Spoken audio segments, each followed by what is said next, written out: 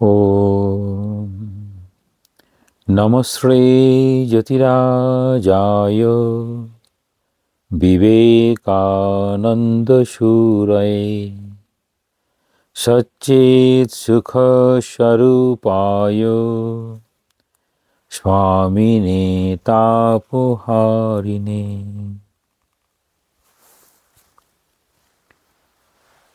স্বামী বিবেকানন্দের দৃষ্টিতে হিন্দু ধর্ম ও বেদান্তের রূপরেখা। এখন আমরা হিন্দু ধর্ম এই বিষয়ে পড়ছি, যেটি স্বামীজি প্রবন্ধকারে চিকাগো ধর্ম মহাসভায় পাঠ করেছিলেন। সেখানে আমরা যতদূর পড়েছি তার একটু ফিরে দেখা যাক কী কী ছিল। প্রথমেই বলতে চেয়েছেন তিনটি ধর্ম প্রাচীন, হিন্দু, জরথুস্ট্রীয় ও ইহুদি। এর মধ্যে হিন্দু কীরকম তার এখনও বলিষ্ঠ পদক্ষেপে চলেছে। সেখানে বৌদ্ধ এবং জৈন যারা নিরীশ্বরবাদী তাদেরকেও স্থান দেওয়া হয়েছে। এই সব সত্য আবিষ্কার যারা করেছিলেন তাদেরকে ঋষি বলা হয়। ঋষিদের কথাগুলোই বেদে, সেটি আপ্তবাক্য এরকমভাবে প্রমাণ, তিন রকমভাবে প্রমাণ বলা হয়, প্রত্যক্ষ, অনুমান আর শব্দ। সেই শব্দ হচ্ছে এই শ্রুতি, এই রকম বিষয়। তারপর আমরা দুঃখ কেন পাই, সুখ কেন পাই, পক্ষপাত কি ভগবান করেন কি করেন না, সেখান থেকে দেখানোর চেষ্টা করেছেন পুনর্জন্মের বিষয়, অর্থাৎ আমরাই আমাদের ভালো মন্দের বিধাতা। তারপর আসছেন আমরা যে প্রত্যেক হিন্দু আত্মাতে বিশ্বাস করে, আত্মা, আত্মার বৈশিষ্ট্য, একমাত্র হিন্দুরাই সহজ সরলভাবে বলতে পারেন। আমরা এই আত্মা সম্পর্কে যে সত্যটা অনুভব করি বলা হয়, সেটি আগে কীরকমভাবে এই অনাদি আত্মা কিভাবে এসেছে সেটি বলছেন উত্তরে আমরা সম্মুখীন হয়ে বলছেন জানি না, কিন্তু এটা অনাদি হলেও এর সমাপ্তি হতে পারে। সে মানুষের আত্মা অনাদি, অমর, পূর্ণ ও অনন্ত। তার হচ্ছে কেন্দ্রের পরিবর্তন হয়, অর্থাৎ দেহ থেকে দেহান্তরে গমন হয়। বেদ কতগুলো ঘোষণা করেন, সেই বেদের ঘোষণা কীরকম সেখানে বলতে চাইছেন, বেদ বলতে চাইছেন আমরা সবাই অমৃতের পুত্র, আমাদের ভালো মন্দ এসব কর্মের সঙ্গে সেটি যুক্ত নয়। আমরা খারাপ কর্ম করে পাপী হতে পারি, আবার শুভ কর্ম করে আমরা সাধু হতে পারি, এই রকম। তারপর বলতে চাইছেন আমাদের সত্যিকারের স্বরূপ কী, তারপর সত্যিই কেন আমরা ভগবানকে ভালোবাসি। যুধিষ্ঠিরের কথা বলছেন, তিনি বলতে চাইছেন যে যেমনভাবে আমরা হিমালয়কে ভালোবাসি, ভালোবাসার জন্য ভালোবাসি, ঠিক সেই রকম। তারপর বলছেন কারাই ভগবানকে দেখতে পায় বা লাভ করতে পারে। বলছেন নির্মল বিশুদ্ধ মানুষ যাদের হৃদয় পবিত্র, তারাই একমাত্র ভগবানকে লাভ করতে পারে। এই রকম বলতে বলতেই একটা জায়গায় আসছেন নিরপেক্ষ সত্তা, নিরপেক্ষ জ্ঞান, নিরপেক্ষ আনন্দ, সচ্চিৎ আনন্দ স্বরূপ আমাদের সেই আত্মা। এখানে বলার সময় আমরা দেখি এখানে বলছেন প্রত্যক্ষ অনুভূতি ইহার মূল মন্ত্র, অর্থাৎ হিন্দু বলেন সরাসরি তুমি অনুভব করো, সেই অনুভবটাই হচ্ছে ধর্মের প্রমাণ। এই ধর্মের প্রমাণ বলতে গিয়ে পরে আমরা দেখি প্রত্যক্ষ, অপরোক্ষ, এই প্রত্যক্ষ অনুভূতি, অপরোক্ষ অনুভূতি, এই রকম বিষয়গুলো এখন আমরা একটু দেখে নেব। প্রত্যক্ষ অনুভূতি, অপরোক্ষ অনুভূতি এটি ঠিক কী রকম সেটি স্বামীজি যেমন শিষ্যকে বলছেন সেটি একবার দেখে নিই। সেখানে কীরকম বলছেন, স্বামী শিষ্য সংবাদ পৃষ্ঠা 33। যদি আপনাদের কাছে নবম খণ্ড থাকে সেখানে 33 পৃষ্ঠা বের করুন, পাবেন। স্বামীজি বলছেন একভাবে খুব কঠিন, আবার একভাবে খুব সোজা। তাহলে প্রশ্ন হচ্ছিল, মহাশয় আমিটা যে মরিয়াও মরে না, এইটাকে মারা বড় কঠিন। অর্থাৎ আমি, এই কাঁচা আমির বিষয়, আমিটা মরেও মরে না। স্বামীজি বলছেন একভাবে খুব কঠিন আর একভাবে খুব সহজ। আমি জিনিসটা কোথায় আছে বুঝিয়ে দিতে পারিস? এখন আমি জিনিসটা কোথায় আছে, যার যেরকম মনের স্তর তিনি সেরকমভাবে দেখেন। আমরা মনে করতে পারি আমাদের দেহটাই আমি, আমাদের প্রফেশনটাই আমি, আমার কর্মক্ষমতা আমি, আমার মনের ভাবনাই আমি, এই রকম। যে জিনিসটা নেই তাকে নিয়ে আবার মারামারি কি? তাহলে আমি খুঁজতে খুঁজতে কোথায়? স্বামীজি এরকম ভাবনা বলছেন, আর ঠাকুর খুব সহজভাবে বলেছেন, পেঁয়াজের খোসা ছাড়িয়ে যাও, শেষে দেখবে কিছু নেই। তাহলে আমিটাকে খুঁজতে গিয়ে যেন খোসা ছাড়াচ্ছে, আর কিছু খুঁজে পাওয়া যাচ্ছে না। আমিত্ব রূপ একটা মিথ্যাভাবে মানুষ হিপনোটাইজ হয়ে আছে মাত্র। তাহলে এই আমিটা আমরা হিপনোটাইজ হয়ে আছি। স্বামীজি হিপনোটাইজের গল্প বলেছেন, কীরকম সেই ভেড়ার পালে বাঘের সন্তান বা সিংহের সন্তান, সে বড় হচ্ছে ভেড়াদের দলেই, পরে একটা সিংহ এসে দেখলো, তাকে টেনে নিয়ে গেল জলের কাছে, দেখাচ্ছেন তুইও যা আমিও তা। এইরকম ওই ভূতটা ছাড়লেই সব স্বপ্ন ভেঙে যায় ও দেখা যায় এক আত্মা ব্রহ্মস্তম্ভ পর্যন্ত সকলের মধ্যে রয়েছেন। এটি হচ্ছে চৈতন্য সত্তা। এইটি জানতে হবে, প্রত্যক্ষ করতে হবে। এইটি জানতে হবে, প্রত্যক্ষ করতে হবে। এখানে যে স্বামীজি বলছেন প্রত্যক্ষ, এই ভাবটা কেবলমাত্র বেদান্তের আকারে, অর্থাৎ অদ্বৈত বেদান্তে এরকম প্রত্যক্ষের কথা বলা আছে। বাকি ন্যায় সিদ্ধান্ত একরকম বলা হয়, পূর্ব মীমাংসা একরকম বলা হয়, সেটি আমরা দেখব। যত কিছু সাধন ভজন এই আবরণটা কাটাবার জন্য। কোন আবরণটা? যেটাকে আমরা বর্তমানে আমি বলে ভাবছি, সেই আবরণটা, সেই যে হিপনোটাইজ স্টেট, এটির ঊর্ধ্বে যাওয়ার চেষ্টা। ওটা গেলেই চিৎ সূর্য, চিৎ জ্ঞান, জ্ঞান সূর্য, চিৎ সূর্য নিজের প্রভায় নিজে জ্বলছে দেখতে পাবে। অর্থাৎ আমরা স্বরূপত যে সেটি বুঝতে পারবে। কারণ আত্মাই একমাত্র স্বয়ং জ্যোতি, স্বসংবেদ্য, তিনি নিজেই তার প্রমাণ। যে জিনিসটি স্বসংবেদ্য, তাকে অন্য কিছুর সহায়ে কি করে জানতে পারা যাবে? তাহলে বলছেন যেটি নিজে নিজেই প্রকাশমান, তাকে কি করে জানা যাবে? শ্রুতি তাই বলছেন, বিজ্ঞাতা মরে কেন বিজানিয়াত। তুই যা কিছু জানছিস তা মন রূপ কারণ সহায়ে। মন তো জড়, তার পেছনে শুদ্ধ আত্মা থাকাতেই মনের দ্বারা কার্য হয়। তাহলে মনটা সূক্ষ্ম জড়, তার পিছনে শুদ্ধ আত্মা রয়েছে। সুতরাং মন দ্বারা সে আত্মাকে কী রূপে জানবি? তবে এইটে মাত্র জানা যায় যে মন শুদ্ধ আত্মার নিকট পৌঁছাতে পারে না, বুদ্ধিটাও পৌঁছাতে পারে না। জানাজানিটা এই পর্যন্ত।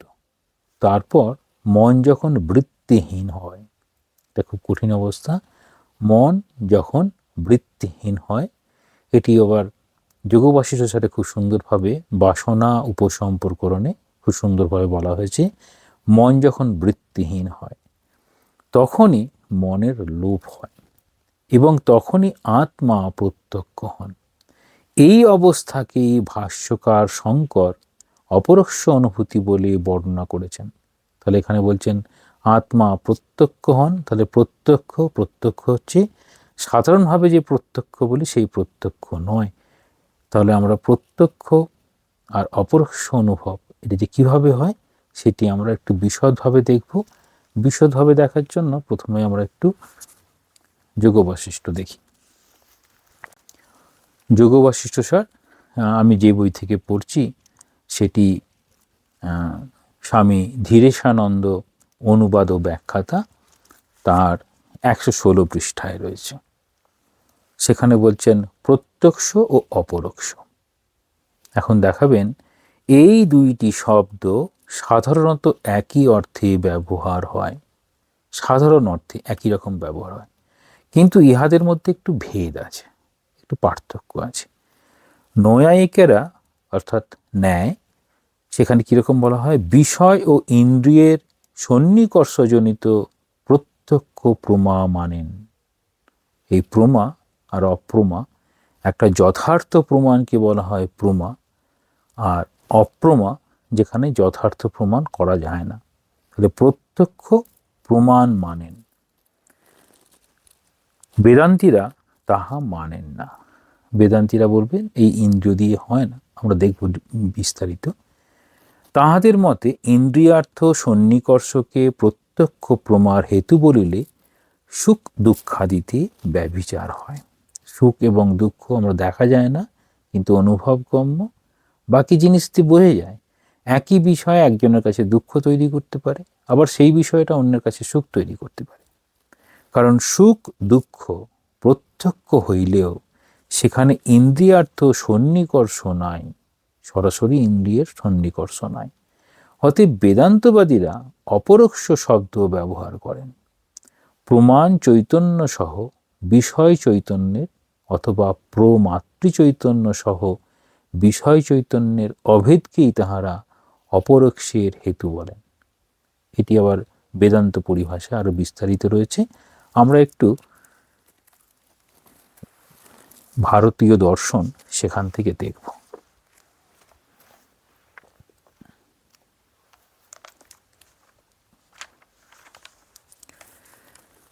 এখানে কতগুলো টার্ম ইউজ হবে, তার মধ্যে একটিকে বলা হবে করণ। করণটা এক রকমের কারণ, কারণকে এখানে করণ বলা হয়, একটা ধরন। সেই ধরনটার নাম হচ্ছে সাধারণ নিমিত্ত কারণকে করণ বলে। তাহলে দেখা যাবে যদি মাটি দিয়ে একটা ঘর তৈরি করতে হয়, তখন ওই কুম্ভকার বা কুমোর একটা বড় চাকা ব্যবহার করেন, একটা লাঠি ব্যবহার করেন, সেই লাঠি দিয়ে চাকাটা ঘোরাতে থাকেন, তার উপরে মাটি রাখেন, সেই মাটিটা থেকে তিনি ঘর তৈরি করেন।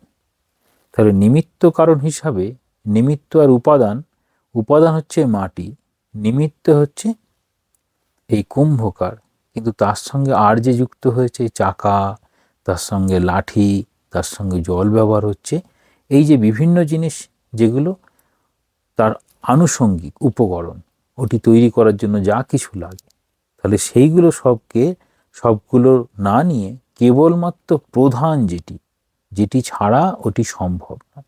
অর্থাৎ মাটি থাকতে পারে, বাকি ওই চাকা এসবগুলো ইনস্ট্রুমেন্ট এগুলো হচ্ছে কনস্ট্যান্ট থেকে যায়, কাজে সাহায্য করে, কিন্তু সরাসরি যুক্ত হচ্ছেন কুম্ভকার। তাহলে নিমিত্ত কারণ হচ্ছে এখানে ওই কুম্ভকার, আর উপাদান কারণ হচ্ছে মাটি। বাকিগুলোকে বাদ দিয়ে প্রধান যেটি হলো সেইটিকেই বলা হবে করণ। তাহলে করণ এক ধরনের কারণ যেটি ছাড়া সেটি সম্ভবই নয়, এই জন্য করণ বলা হবে। এবার বলছেন উপাদান কারণ আর নিমিত্ত কারণ, এই দুটি কারণের মধ্যে চলে আসে। দেখাচ্ছেন ন্যায় দর্শনে যেটা নৈয়ায়িকরা বলেন প্রত্যক্ষ। প্রত্যক্ষ কীরকম? ভারতীয় দর্শনে প্রত্যক্ষেরও বিচার বিশ্লেষণ করা হয়েছে। ন্যায় দর্শনে প্রত্যক্ষ প্রমা ও প্রমাণ। এখন আসবে একটি শব্দ প্রমা। তাহলে প্রমা বিষয়টা কীরকম? যে কাকে প্রমা বলবে? প্রমা বলবে যে যথার্থ অনুভব করা যায় তাকে বলা হবে প্রমা। যদি ঠিক অনুভব না করা যায় তাকে প্রমা বলা যাবে না। তাহলে যথার্থ অনুভবের মধ্যে দিয়ে যেটা প্রকাশ হবে সেটি হচ্ছে প্রত্যক্ষ, কিন্তু অনুভব করা যাচ্ছে, সেটা প্রত্যক্ষ প্রমা। আর প্রত্যক্ষ প্রমাণ, এই ন্যায় দর্শনে প্রত্যক্ষ প্রমা ও প্রমাণ উভয়ই কিন্তু গ্রহণ করছেন। নৈয়ায়িকদের মতে সমস্ত প্রমাণের মধ্যে প্রত্যক্ষই প্রধান। তাহলে একটি একদম সাধারণ, আমরা সরাসরি দেখছি, আমরা বলি এরকমভাবে, আমি তো দেখেছি এটা এরকম হতে। তাহলে আমি দেখেছি, এই সাধারণভাবে প্রত্যক্ষ করছি, আমি শুনছি, আমি দেখছি।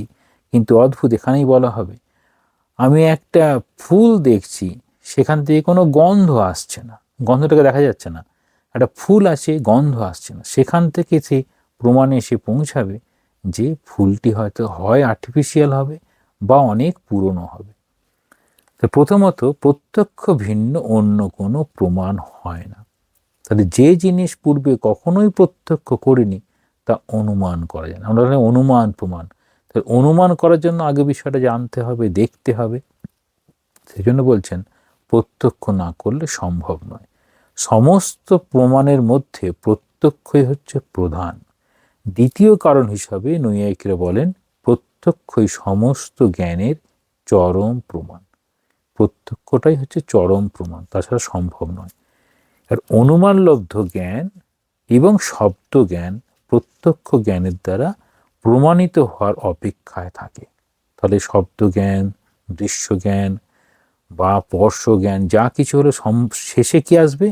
প্রত্যক্ষ।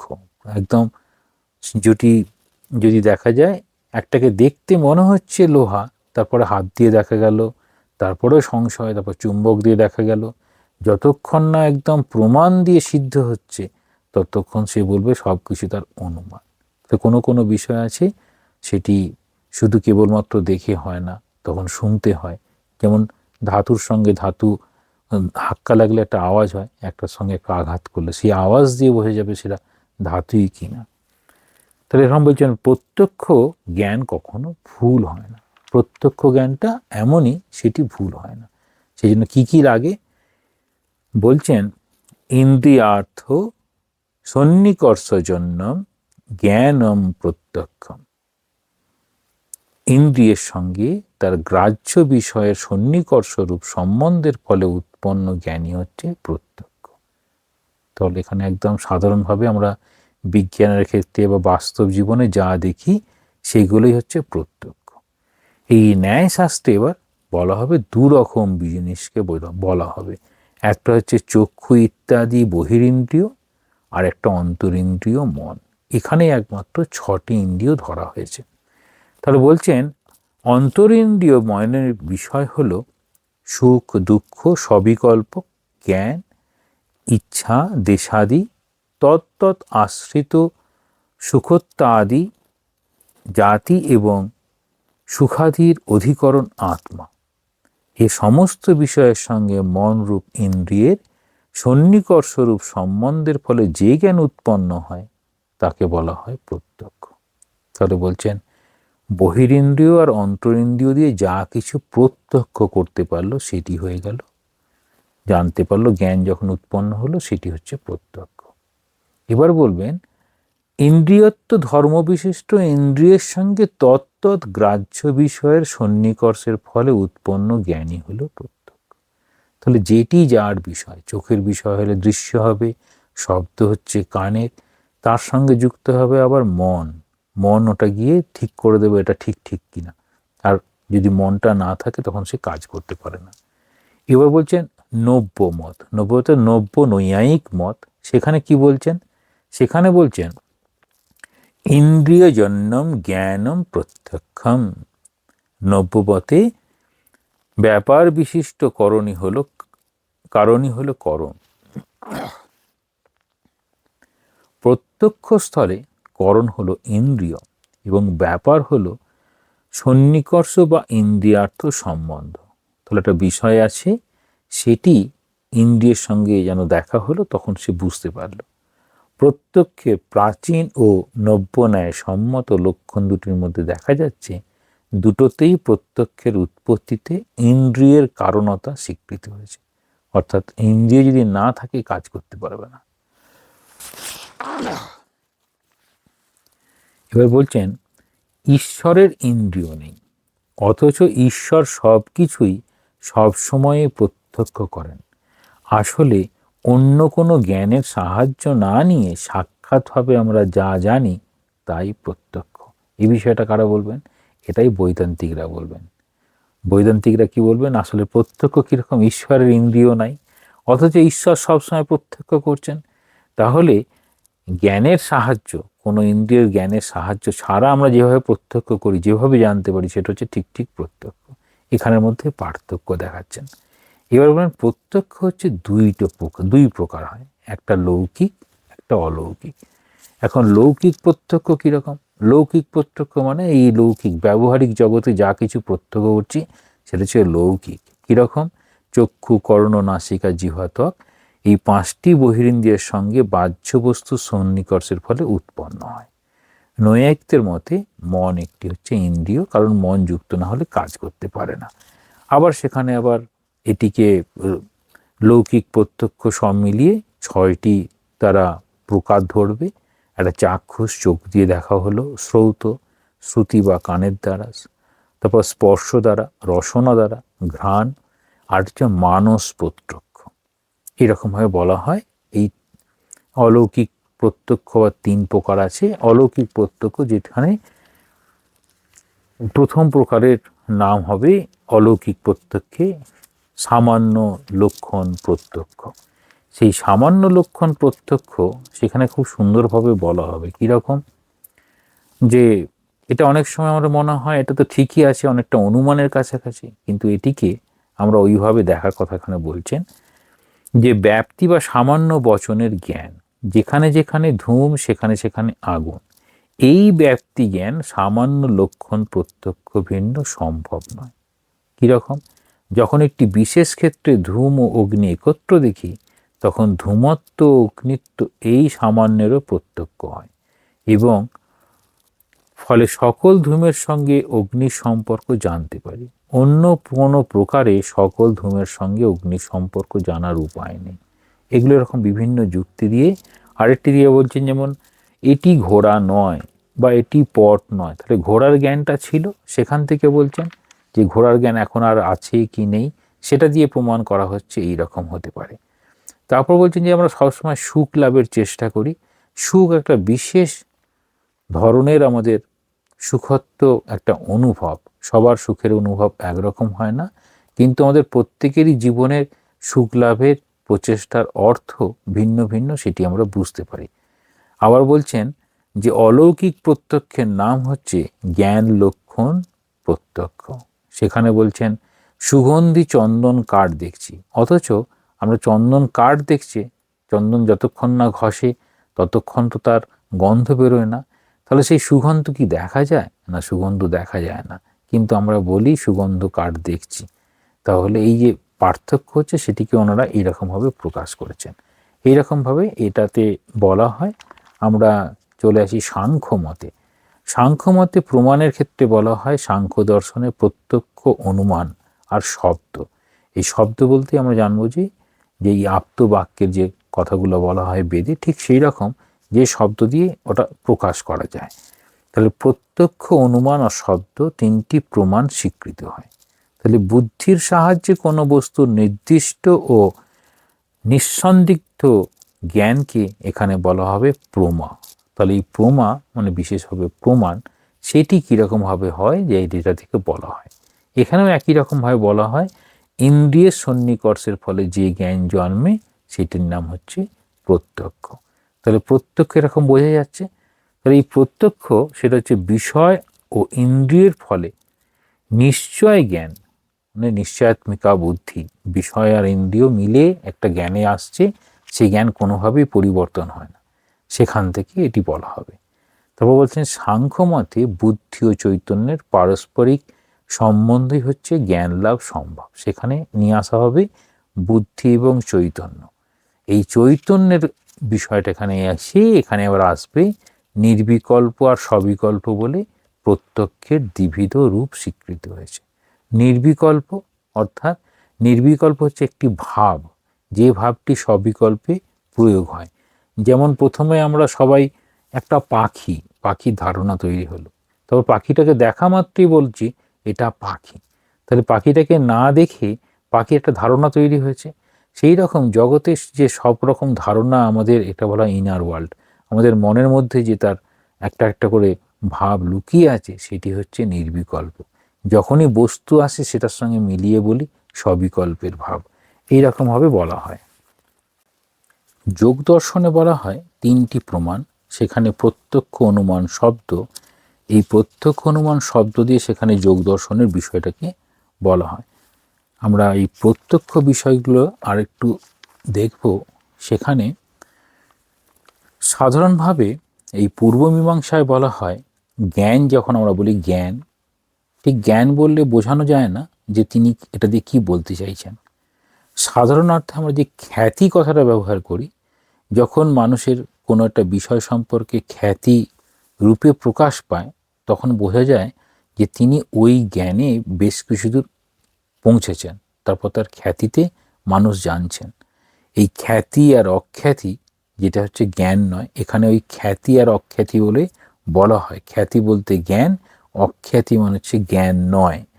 সেখানে আসবে যে জ্ঞানের বিভিন্ন প্রকারের মধ্যে দুটি প্রকার। প্রথম একটা হচ্ছে প্রত্যক্ষ, একটা হচ্ছে পরোক্ষ। প্রত্যক্ষ হচ্ছে কোনো বিষয়বস্তুকে সরাসরি জানা। তাহলে প্রাথমিক ও অনির্দিষ্ট প্রত্যক্ষকে নির্বিকল্প প্রত্যক্ষ বা আলোচনা জ্ঞান বলে। এটি হচ্ছে প্রধান, এটির উপর নির্ভর করে আমাদের চলে। এই পূর্ব মীমাংসা খুব সুন্দরভাবে বলছেন প্রাথমিক জ্ঞান অর্থাৎ যেমন থিওরি পড়া হচ্ছে, প্র্যাকটিক্যাল করা হয়নি। থিওরি পড়ে পড়ে একটা বিষয় সম্পর্কে জানা, তারপর সেটিকে পরবর্তীতে দেখা। ঠিক সেই রকম প্রাথমিক ও অনির্দিষ্ট প্রত্যক্ষ, তখন ওই স্যারের ছবি আঁকা বা বোর্ডে দেখা এসব দেখে যে প্রাথমিক জ্ঞান হলো। যেমনভাবে যারা সায়েন্স নিয়ে পড়েছে, ডিসেকশন করার সময়, ব্যাঙের ডিসেকশন করার সময় সব কিছু দেখছে হাতে নাতে, তার আগে ছবিতে দেখেছে। এই রকম বিষয়টাকে বলছেন নির্বিকল্প প্রত্যক্ষ, প্রাথমিক জ্ঞান। পরবর্তীকালে আমাদের অতীত অভিজ্ঞতার ভিত্তিতে ওই জ্ঞানের বিষয়ে নির্বাচন করি এবং বিষয়টি যে কি তা নির্দিষ্টভাবে জানি, তখন তাকে সবিকল্প প্রত্যক্ষ বলে। তাহলে এই অনুযায়ী আমরা যেন না মনে করি সবিকল্প সমাধি, নির্বিকল্প সমাধি, যেখানে সমস্ত একটা হচ্ছে সংকল্পযুক্ত একটা সংকল্প তখন হারিয়ে গেছে আর সংকল্প লয় পেয়ে গেছে। এই সবিকল্প প্রত্যক্ষ সাধারণত এটি একটি বৃক্ষ, এটি সাদা, এটি কালো, এরকম বাক্য দিয়ে প্রকাশ করা হয়। এখন নির্বিকল্প প্রত্যক্ষে যা প্রচ্ছন্ন অবস্থায় থাকে, কেন না আলোচনার জ্ঞান প্রচ্ছন্ন। সবিকল্প প্রত্যক্ষে সেটাই প্রকট, মানে হাতে নাতে করে যেন বুঝতে পারলো। যা নির্বিকল্প প্রত্যক্ষে নাই, তা কখনো সবিকল্প প্রত্যক্ষে পাওয়া যায় না। এইরকমভাবে প্রত্যক্ষ এরকমভাবে বলছেন। সেখানে এগুলো সবই হচ্ছে প্রমাণের মধ্যে পড়ে। কীরকমভাবে প্রমাণ করবেন এখানে? প্রত্যক্ষ, অনুমান, উপমান, শব্দ, অর্থাপত্তি ও অনুপলব্ধি, এইরকমভাবে প্রমাণ দিয়ে আসে। আমরা চলে যাব একেবারে এবার বেদান্তের ধারণায়। বেদান্তে কোনটা বলতে চাইছে। এখন যখন দেখব অদ্বৈত মতে, সেখানে অদ্বৈত মতে জ্ঞান হচ্ছে দ্বিবিধ, অপরোক্ষ ও পরোক্ষ। ইন্দ্রিয় প্রত্যক্ষ এবং অপরোক্ষ জ্ঞান সমার্থক নয়। এখানে একটা বিষয়টা আমরা খেয়াল রাখবো, ইন্দ্রিয় প্রত্যক্ষ এবং অপরোক্ষ জ্ঞান সমার্থক নয়।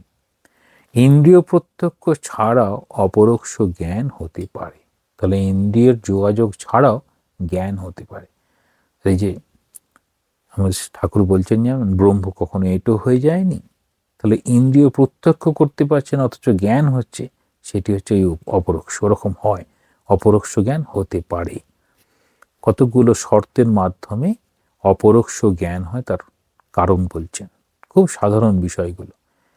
প্রথমত, বস্তু অপরোক্ষ জ্ঞানের যোগ্য হওয়া চাই। তাহলে যে বস্তুটার কথা বলা হবে সেটি যেন অপরোক্ষ জ্ঞানের যোগ্য হয়। তাহলে ঘট অপরোক্ষ জ্ঞানের যোগ্য। তাহলে অপরোক্ষ জ্ঞান কীরকমভাবে হতে পারে সেটি বলছেন, ঘট অপরোক্ষ জ্ঞানের যোগ্য কিন্তু ধর্ম যোগ্য নয়। তাহলে ঘট অপরোক্ষ জ্ঞান তৈরি করছেন কিভাবে? তাহলে জ্ঞান সমর্থক, সেই জ্ঞান সমর্থকটা কিভাবে লাভ হয়।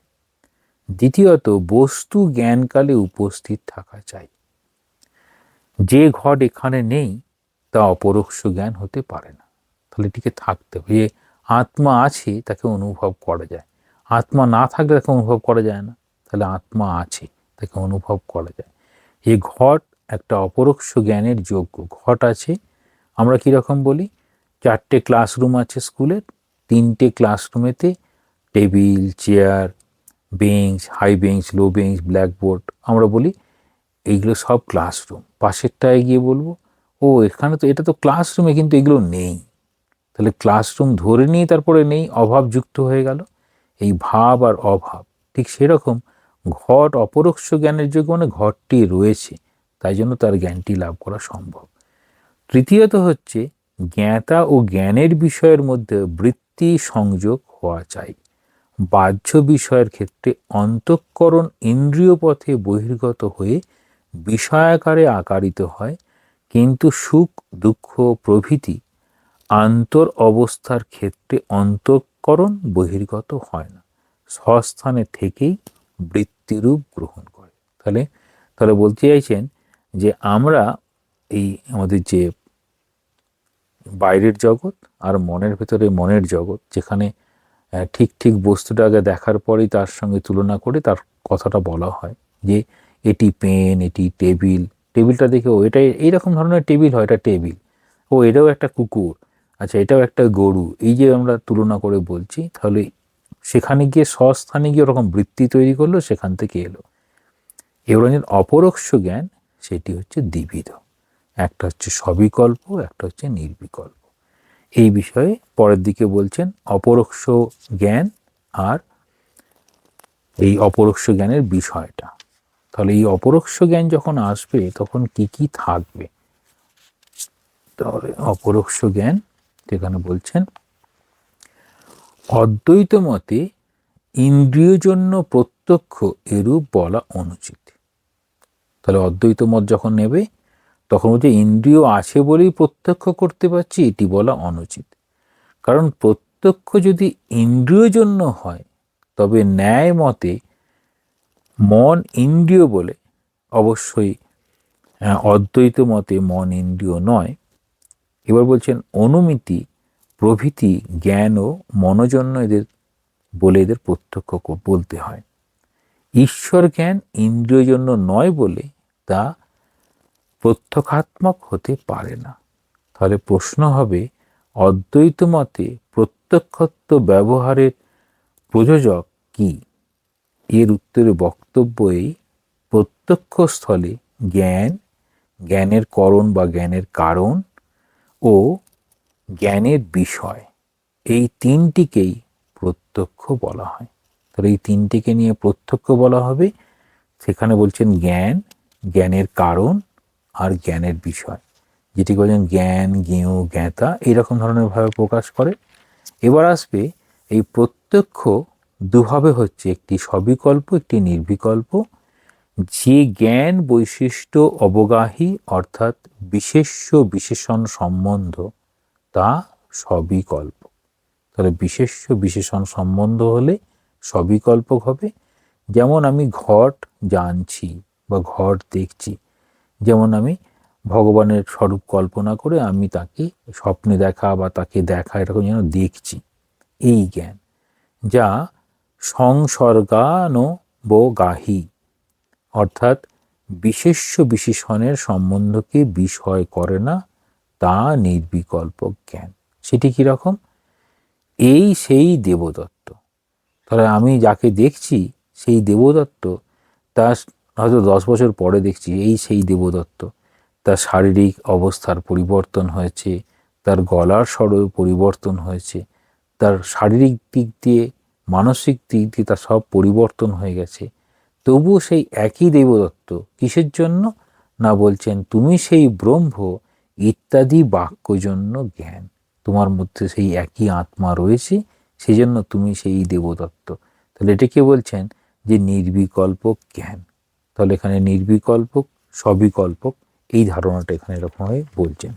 তাহলে আমরা সহজেই বুঝতে পারি এই প্রত্যক্ষ যেটা আমরা করছি, প্রত্যক্ষ আর এই অপরোক্ষ, এই অনুভবের কথা যখন বলা হবে, যা সাধারণভাবে প্রত্যক্ষ বলা হয় সেটি বেদান্ত মতে অপরোক্ষ।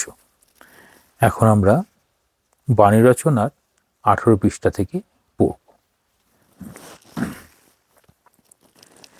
এখন দর্শনের উচ্চ শিখর হইতে অবরোহণ করিয়া অজ্ঞ লোকেদের ধর্ম সম্বন্ধে আলোচনা করি। তাহলে এর আগে পর্যন্ত আমরা যেরকম বিভিন্ন তত্ত্ব নিয়ে আলোচনা হলো, প্রত্যক্ষ প্রমাণ, প্রত্যক্ষ অনুমান, শব্দ বা আপ্তবাক্য।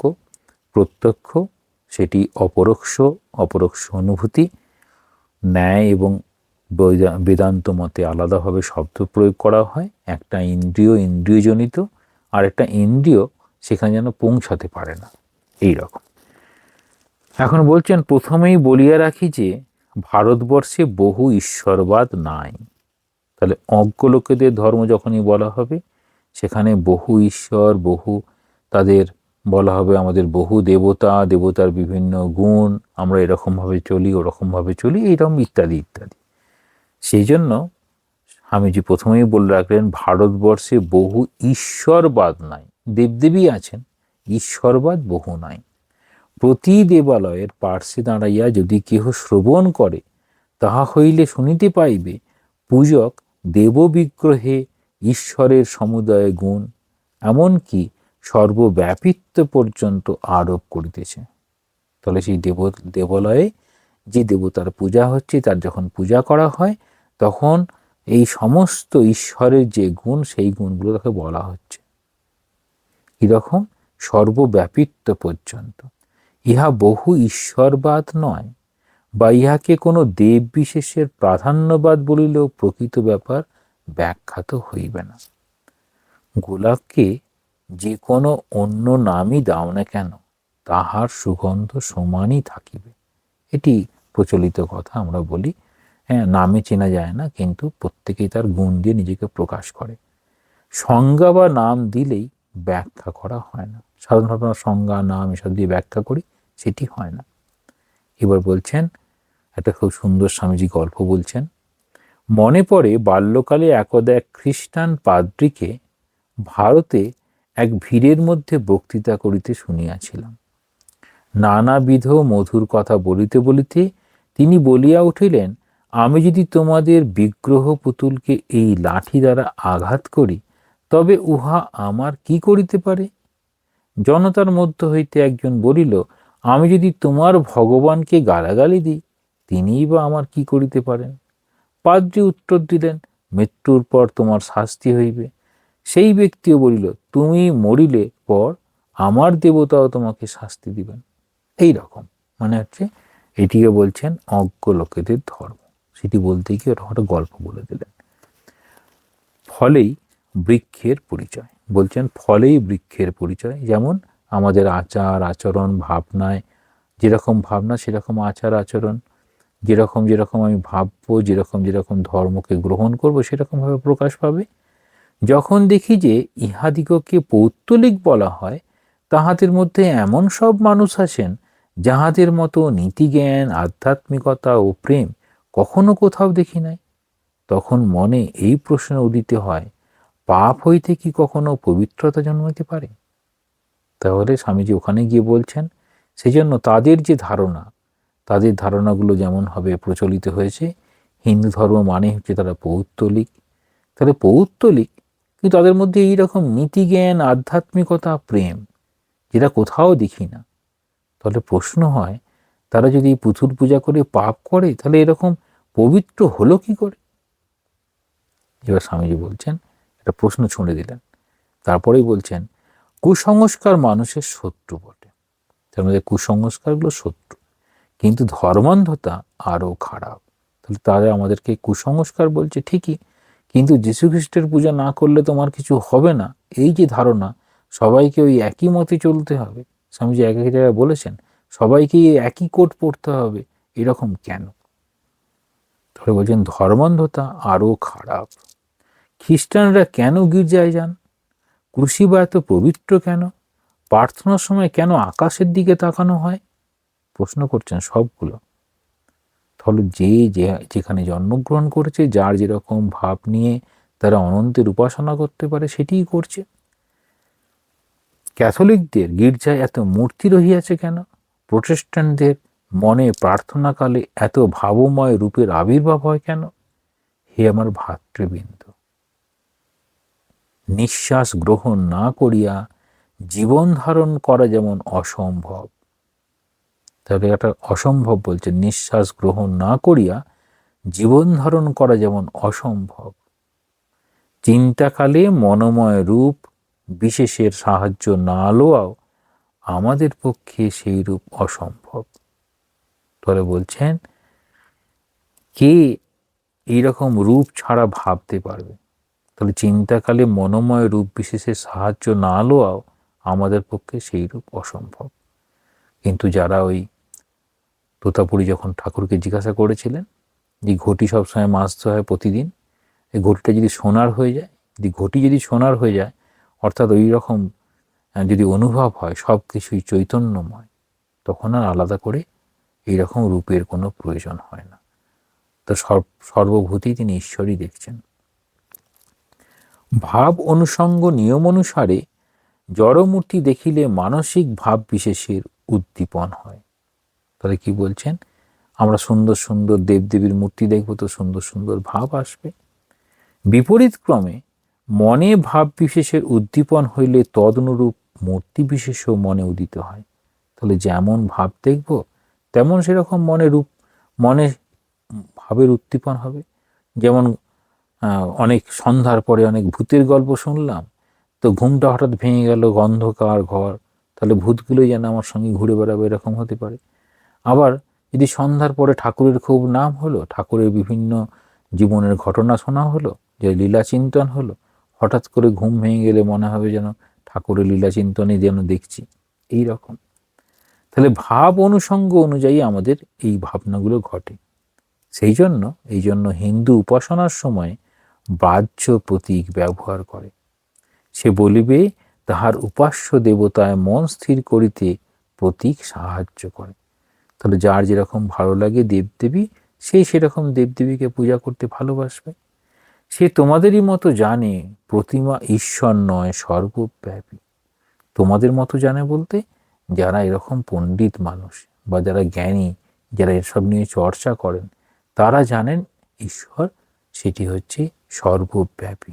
স্বামীজি এটা বলতে গিয়ে বলেছেন যে ভারতবর্ষে সামান্য কৃষক পর্যন্ত এই আধ্যাত্মিকতার অনেক দূর পর্যন্ত জানে। তাহলে ভারতবর্ষের মানুষ যারা সনাতন হিন্দু বা হিন্দু ভাবনা নিয়ে চলার চেষ্টা করে, তারা জানে যে ঈশ্বর হচ্ছে সর্বব্যাপী। আচ্ছা বলো তো, সর্বব্যাপী বলিতে অধিকাংশ মানুষ, প্রকৃতপক্ষে সারা পৃথিবীর মানুষ কি বুঝিয়া থাকে? তাহলে সর্বব্যাপী একটা শব্দ মাত্র, কি বুঝবে তখন? না, সেই অনন্ত সাগর সর্বব্যাপী, আর এই অনন্ত আকাশ সর্বব্যাপী। তাহলে ইহা একটি শব্দ মাত্র, একটি প্রতীক। ঈশ্বরের কি বিস্তৃতি আছে, সে সব জায়গাতে আছেন। তা যদি না থাকে তবে সর্বব্যাপী শব্দটি আবৃত্তি করিলে আমাদের মনে বড়জোর বিস্তৃত আকাশ বা মহাশূন্যের কথায় উদিত হয় এই পর্যন্ত। এখন দেখা যাইতেছে যেভাবেই হোক মানুষের মনের গঠন অনুসারে অনন্তের ধারণা, অনন্ত নীলাকাশ বা সমুদ্রের প্রতিচ্ছবির সহিত জড়িত। তাহলে যখন আমরা অনন্তের কথা বলবো এই রকম, যেমন আমরা বলা হয় আকাশ আমাদের শিক্ষা দিল, এরকম বলা হয় না, পাহাড় আমায় শিক্ষা দিল, খুব সুন্দর সুনীলনাথ বসুর লেখা কবিতা, খুব সুন্দরভাবে এইসব শিক্ষাগুলোর কথা বলা হয়। এরকম অনন্তের যখনই ধারণা করা হবে এই রকম, সেই জন্য আমরা স্বভাবতই পবিত্রতার ধারণা গির্জা, মসজিদ বা ক্রুশের সহিত যুক্ত করে থাকি। তাহলে যখন এই পবিত্রতা মনে করা হবে, তখনই যেন ঠাকুরের মনে করা হবে, দেবদেবীর মতো করা হবে। হিন্দুরা পবিত্রতা, সত্য, সর্বব্যাপিত্ব প্রভৃতি ভাবগুলি বিভিন্ন মূর্তি ও প্রতীকের সহিত যুক্ত করিয়া রাখিয়াছেন। তবে প্রভেদ এই যে কেহ কেহ সমগ্র জীবন স্বীয় সম্প্রদায়ের গণ্ডিবদ্ধ ভাবের মধ্যেই নিষ্ঠাপূর্বক কাটাইয়া দেন, তাহা অপেক্ষা উচ্চতর অবস্থা লাভ করেন না। তাহাদের নিকট কয়েকটি মতে সম্মতি দেওয়া এবং লোকের উপকার করা ভিন্ন ধর্ম আর কিছুই নয়। কিন্তু হিন্দুর সমগ্র ধর্মভাব অপরোক্ষ অনুভূতিতেই কেন্দ্রীভূত। ঈশ্বরকে উপলব্ধি করিয়া মানুষকে দেবতা হইতে হইবে। এই ঈশ্বরকে উপলব্ধি করিয়া দেবতা হইতে হইবে। মন্দির, প্রার্থনা গৃহ, দেববিগ্রহ বা ধর্মশাস্ত্র সবই মানুষের ধর্মজীবনের প্রাথমিক অবলম্বন ও সহায়ক মাত্র, তাহাকে ক্রমশ অগ্রসর হইতে সাহায্য করে। তাহলে বলতে চাইছেন মন্দির, প্রার্থনা গৃহ, দেববিগ্রহ এগুলো কীরকম। এবার আমরা একটু ওই শাস্ত্রের কথা বলা হবে, সেখানে আমরা একটু যোগ বাশিষ্ঠ থেকেও দেখব। শাস্ত্র বলিতেছেন বাহ্য পূজা, মূর্তি পূজা প্রথম অবস্থা, কিঞ্চিত উন্নত হইলে মানসিক প্রার্থনা পরবর্তী স্তর, কিন্তু ঈশ্বর সাক্ষাৎকারই উচ্চতম অবস্থা। এটি এই যোগ বাশিষ্ঠ সারে খুব সুন্দরভাবে এই বিষয়টাকে বলা আছে। সেখানে দেখানো হয় যে পূজার প্রকারভেদ কীরকম বলছেন। যদি আপনাদের কাছে বই থাকে 158 পৃষ্ঠা খুলতে পারেন। প্রথমা প্রতিমা পূজা, জপ স্তোত্রাণি মধ্যমা, উত্তমা মানসী পূজা, সোহম পূজত্যভ্যন্তরে, উত্তম মতা। প্রতিমা বা বিগ্রহে দেব পূজা প্রথম অর্থাৎ নিকৃষ্ট, স্তোত্রপাঠ ও জপাদি পূজা মধ্যমা, মানসী পূজা উত্তমা, সোহম অর্থাৎ পরমাত্মা সহ অভেদ চিন্তন রূপ পূজা উত্তমা অর্থাৎ উহাই সর্বোৎকৃষ্ট পূজা। আবার বলছেন উত্তম ব্রহ্ম সদ্ভাব ধ্যান ভাবস্তু মধ্যম স্তুতির যপোধম ভাব বাহ্য পূজা ধমাধমা। সদা ব্রাহ্মে স্থিতি সর্বোত্তম, ব্রহ্মচিন্তন মধ্যম, স্তুতি জপাদি অধম ও বাহ্য পূজা অতি নিকৃষ্ট বলা হইয়া থাকে। তো এইরকমভাবে বলা হয় যে আমাদের স্তর, আমাদের একটার পর আর একটা স্তরে উপরে যাওয়ার কথা।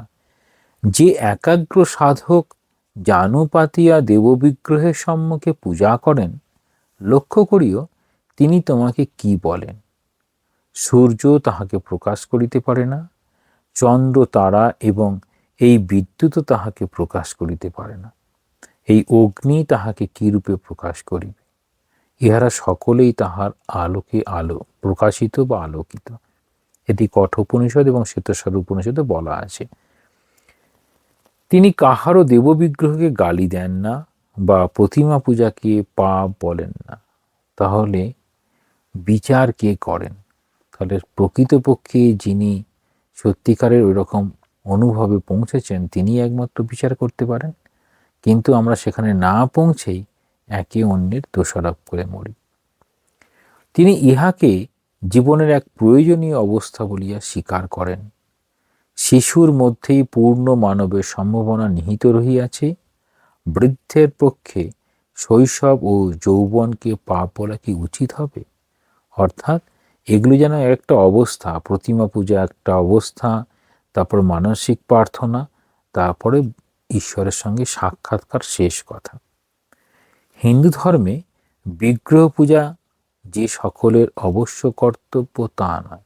তাহলে কে পূজা করবে, বিগ্রহ পূজা করবে, আর কে পূজা করবে না সেটি বলতে গিয়ে বলছেন, কেউ যদি এরকম বিগ্রহের পূজা এই উপলব্ধি করে না পারে, এটা পাপ এরকম বলছেন, ভালো এরকম বলছেন, তখন এর কয়েকটি লাইন পড়ে আছে দেখুন।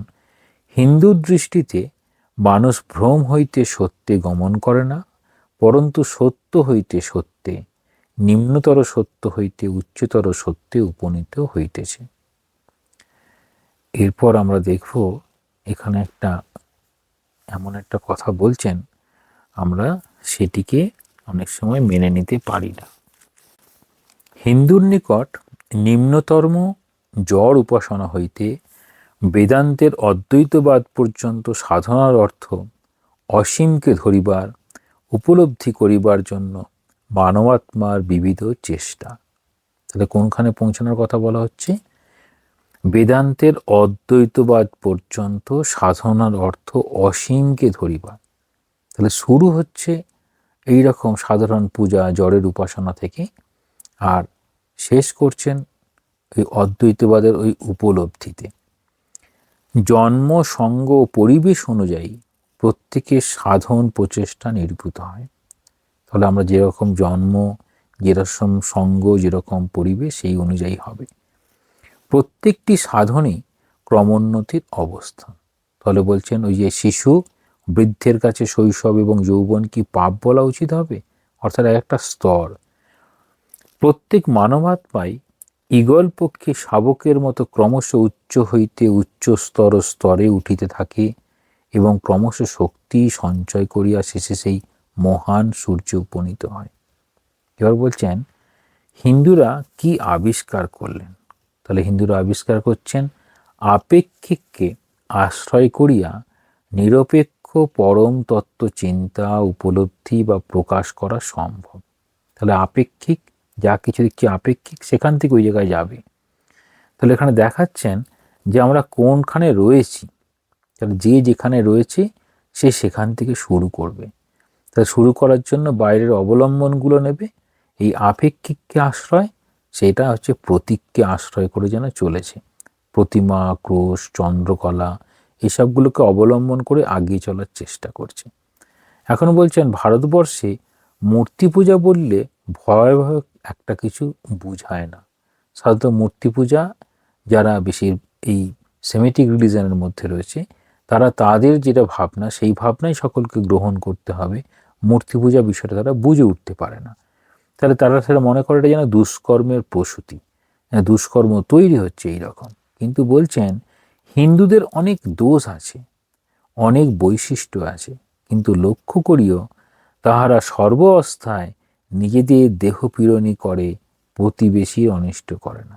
তাহলে বলছেন যারা মনে করে এই ভারতবর্ষের এই মূর্তি পূজা ভয়াবহ বিষয়, উহা দুষ্কর্মের প্রসূতি নয়, বরং উহা অপরিণত মন কর্তৃক উচ্চ আধ্যাত্মিক ভাব ধারণ করিবার চেষ্টা।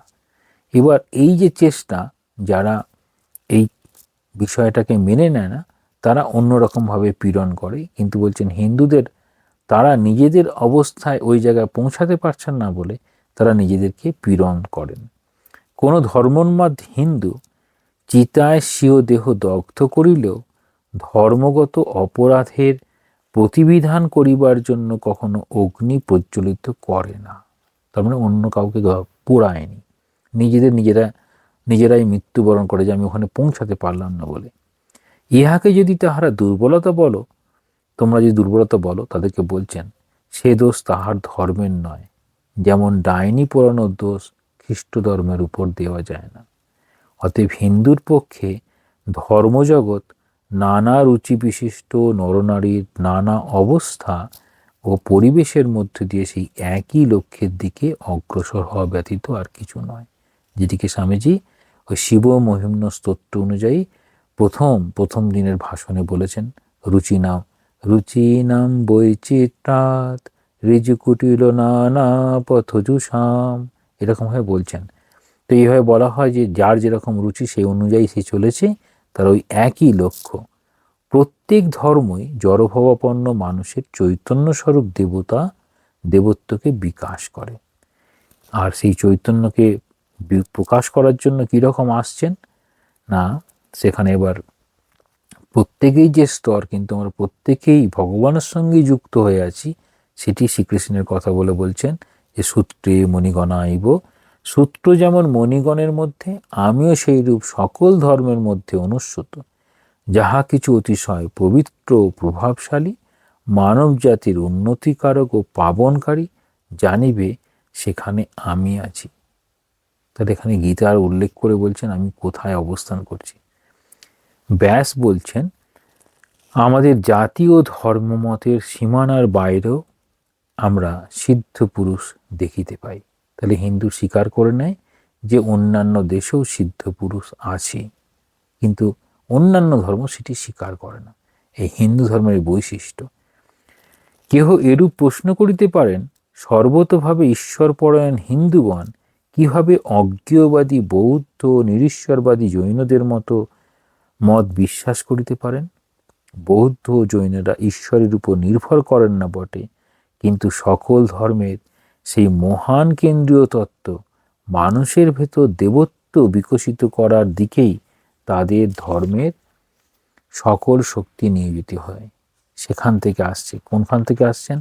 তারা ঈশ্বরের উপর সরাসরি বিশ্বাস করছেন না, তাহলে তারা অজ্ঞেয়বাদী কিংবা নিরীশ্বরবাদী, কিন্তু তাদের কেন্দ্রীয় তত্ত্ব হচ্ছে মানুষের ভেতর দেবত্ব বিকশিত করার দিকেই তাদের ধর্মের সকল শক্তি নিয়োজিত হয়েছে। সেখান থেকে বলছেন।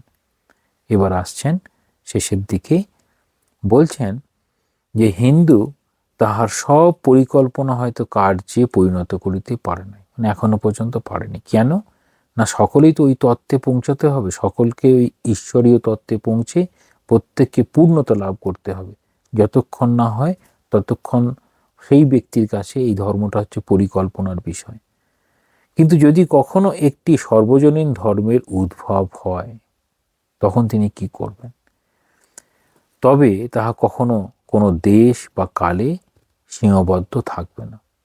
যে অসীম ভগবানের বিষয় ওই ধর্মে প্রচারিত হবে, ওই ধর্মকে তাহারই মতো অসীম হইতে হবে। তাহলে কি বলছেন? ভগবান যেমন অসীম, তার ধর্মকে ওরকম অসীম হতে হবে। সেই ধর্মের সূর্য, কৃষ্ণভক্ত, খ্রিস্টভক্ত, সাধু অসাধু সকলের উপর সমভাবে স্বীয় কিরণজাল বিস্তার করিবে। মানে সকলের জন্য সেই ধর্মটা হতে হবে। সেই ধর্ম শুধু ব্রাহ্মণ্য বা বৌদ্ধ, খ্রিস্টান বা মুসলমান হইবে না, পরন্তু সকল ধর্মের সমষ্ট স্বরূপ হইবে, অথচ তাহাতে উন্নতির সীমাহীন অবকাশ থাকিবে।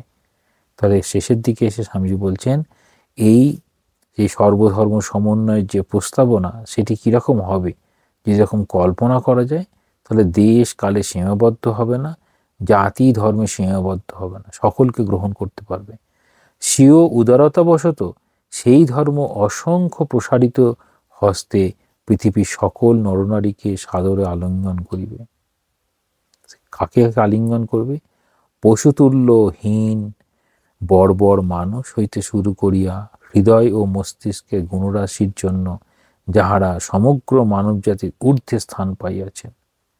তাহলে বলছেন একদম বর্বর, যার মানে ধর্ম বলতে যা বোঝায় মানবিকতা পর্যন্ত প্রকাশ পায়নি, তাকেও যেমন গ্রহণ করবে, আবার মানব জাতির ঊর্ধ্বে যারা উঠেছে তাদেরকেও গ্রহণ করতে পারবে। বলে বলছেন, উহাতে প্রত্যেক নরনারীর দেব স্বভাব স্বীকৃত হইবে এবং উহার সমগ্র শক্তি মনুষ্য জাতিকে দেব স্বভাব উপলব্ধি করিতে সহায়তা করিবার জন্যই সতত নিযুক্ত থাকিবে। তাহলে কীরকম বলছেন, যে কীরকম ধরনের এই সর্বধর্ম সমন্বয় বা ঠিক ঠিক ধর্ম কীরকম হবে। এইবার যেহেতু তিনি শিকাগো ধর্ম মহাসভায় বক্তৃতা দিচ্ছেন, সেটির কথা উল্লেখ করছেন। এইরূপ ধর্ম উপস্থাপিত করো, সকল জাতি তোমার অনুবর্তী হইবে। অশোকের ধর্মসভা কেবল বৌদ্ধ ধর্মের জন্য হইয়াছিল। দেখাচ্ছেন অশোকের যে ধর্মসভা হয়েছিল সেই সময় বৃহৎ, সেটি হচ্ছে বৌদ্ধদের জন্য হয়েছিল। আকবরের ধর্মসভা ওই উদ্দেশ্যের নিকটবর্তী হইলেও উহা বৈঠকি আলোচনা মাত্র, কারণ তার ব্যবহারিক প্রয়োগ একদমই ছিল না। প্রত্যেক ধর্মেরই ঈশ্বর আছেন, সমগ্র জগতে একথা ঘোষণা করিবার ভার আমেরিকার জন্যই সংরক্ষিত ছিল। এখন বলবো যে আমেরিকার জন্য কেন সংরক্ষিত হয়েছিল। তাহলে আমেরিকা একটা অবস্থায় ছিল, যে অবস্থায় তিনি সেই আমেরিকার সব মানুষ সকল ধর্মের মধ্যে শ্রেষ্ঠ এটিকে আসলে প্রচার করতে চেয়েছিল, যে খ্রিস্ট ধর্ম শ্রেষ্ঠতার প্রকাশ করবে। কিন্তু সেখানে দেখছেন যে সমস্ত ধর্ম তার নিজের নিজের যখন প্রকাশ করতে থাকলো, আর স্বামীজি যখন হিন্দু ধর্মের বেদান্তের কথা বললেন, যেখানে ওই এক্সক্লুশনটা নেই, মানে বর্জন বিষয়টা নেই, গ্রহণ বিষয়টা আছে, তো হিন্দু ধর্মের বেদান্তের আলোকে প্রকাশ করার জন্য সকলেই এই হিন্দু ধর্ম বিষয়টা বুঝতে পারল। আর সবার মধ্যে যে বিরোধ, সেই বিরোধটা দিয়ে বলতে গিয়ে স্বামীজি ওই কুয়োর ব্যাঙের গল্পটি তুলে ধরেছিলেন, যেখান থেকে বোঝা গেল সবাই ওই কুপমণ্ডুক, নিজেরটা নিয়েই রয়েছে, নিজেরটাকে সব থেকে বড় শ্রেষ্ঠ বলে মনে করে, কিন্তু প্রত্যেকেরই নিজস্ব একটি স্থান আছে। তাহলে কি করতে হবে এখন সেটি বলছেন। যিনি হিন্দুর ব্রহ্ম, পারসিকদের অহুর মজদা, বৌদ্ধদের বুদ্ধ, ইহুদিদের জিহোবা, খ্রিস্টানদের স্বর্গস্থ পিতা, তিনি তোমাদের এই মহৎ ভাব কার্যে পরিণত করিবার শক্তি প্রদান করুন। অর্থাৎ এই ধর্ম মহাসভা থেকে যে উদার ধর্মমতের প্রকাশ হবে তার জন্য বললেন। তারপরে বলছেন, পূর্ব গগনে নক্ষত্র উঠিয়াছিল, অর্থাৎ ভারতবর্ষের সেই বৈদিক যুগের কথা বলছেন। পূর্ব গগনে নক্ষত্র উঠিয়াছিল, কখনো উজ্জ্বল কখনো অস্পষ্ট হইয়া, তাহলে কখনো তার উজ্জ্বল অবস্থা, অস্পষ্ট মানে কখনো ম্লান হলো, ধীরে ধীরে উহা পশ্চিম গগনের দিকে চলিতে লাগিল। তারপর আস্তে আস্তে পশ্চিমের দিকে গেল। ক্রমে সমগ্র জগৎ প্রদক্ষিণ করিয়া পূর্বাপেক্ষা সহস্রগুণ উজ্জ্বল হইয়া পুনরায় পূর্ব গগনে স্যানপোর সীমান্তে উহা উদিত হইতেছে। তাহলে বলছেন এটি কীরকমভাবে গোটা পৃথিবী ভ্রমণ করে যেন আবার ভারতবর্ষে ফিরে আসছে। এইবার এখানে একটি বিশেষ কথা স্বামীজি আগে বলেছিলেন, যে কেন এটি এই বিশ্ব ধর্ম মহাসভায় সকল ধর্মের যে সামগ্রিকভাবে সমন্বয় ঘটিয়ে নতুনভাবে প্রকাশ করতে সক্ষম হবে, কেন সেটি আমেরিকার জন্য সংরক্ষিত ছিল সেটি এখন বলছেন। স্বাধীনতার মাতৃভূমি কলম্বিয়া। তাহলে কলম্বাস আবিষ্কার করেছিলেন বলে সেটাকে কলম্বিয়া বলছেন। স্বাধীনতার মাতৃভূমি কলম্বিয়া। তুমি কখনো প্রতিবেশীর শনিতে নিজ হস্ত রঞ্জিত করো নাই। প্রতিবেশী সর্বস্ব অপহরণ রূপ ধনশালী হইবার সহজ পন্থা আবিষ্কার করো নাই। সভ্যতার পুরোভাগে সমন্বয়ের পতাকা বহন করিয়া বীর দর্পে অগ্রসর হইবার ভার তাই তোমার উপরই ন্যস্ত হইয়াছে। কেন তারা পারবে সেটি বলছেন যে তুমি কখনো এই অন্য দেশকে আক্রমণ করনি, অন্য দেশের সব কিছু এরকম ধনসম্পদ সব লুট করনি। সেই জন্য বলছেন তোমরা বীর দর্পে এই সমন্বয়ের পতাকা যেন বহন করতে সক্ষম হবে। তাহলে সামগ্রিকভাবে আমরা হিন্দু ধর্ম এরকমভাবে বোঝার চেষ্টা করলাম, স্বামীজি যা যা তুলে ধরলেন স্বামীজির দৃষ্টিভঙ্গিতে। আর সেখানে সব থেকে বড় কথা হচ্ছে কিভাবে আমরা এই জায়গায় যেতে পারি, প্রত্যেকেই যদি নিজের হৃদয়টাকে নির্মল করতে পারি। নির্মল বিশুদ্ধ মানুষ ইহজীবনে ঈশ্বরের দর্শন লাভ করেন। তাহলে ঈশ্বরের দর্শন লাভ হচ্ছে হিন্দুদের শেষ কথা, যে ঈশ্বরকে লাভ করতে হবে। তার প্রমাণ কি? প্রমাণ হচ্ছে তারা কোনো মতবাদ অথবা বদ্ধমূল ধারণায় বিশ্বাস করার চেষ্টাতেই হিন্দু ধর্ম নিহিত নয়। অপরোক্ষ অনুভূতি উহার মূল মন্ত্র। শুধু বিশ্বাস করা নয়, আদর্শ স্বরূপ হইয়া যাওয়াই, উহা জীবনে পরিণত করাই হচ্ছে ধর্ম। তাহলে এই হচ্ছে বিষয়। আজকে তাহলে এই পর্যন্ত। ওম শান্তি শান্তি শান্তি। হরি ওম তৎসৎ। শ্রীরামকৃষ্ণার্পণমস্তু।